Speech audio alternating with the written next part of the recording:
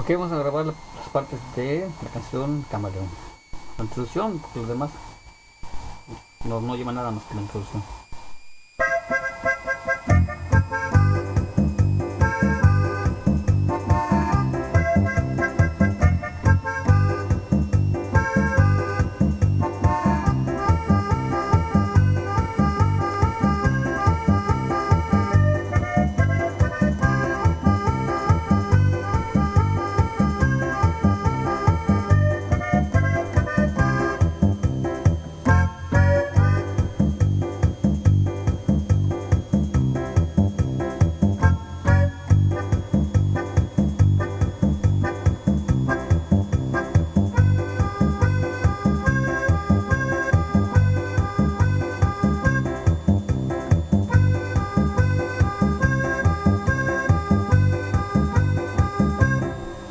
Estas son todas las partes, la parte de la cantada, como va cantando.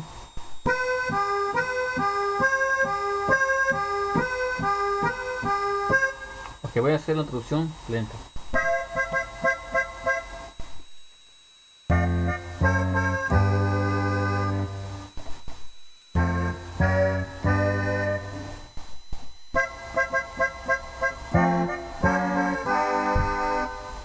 Aquí van los tonos, vean los tonos.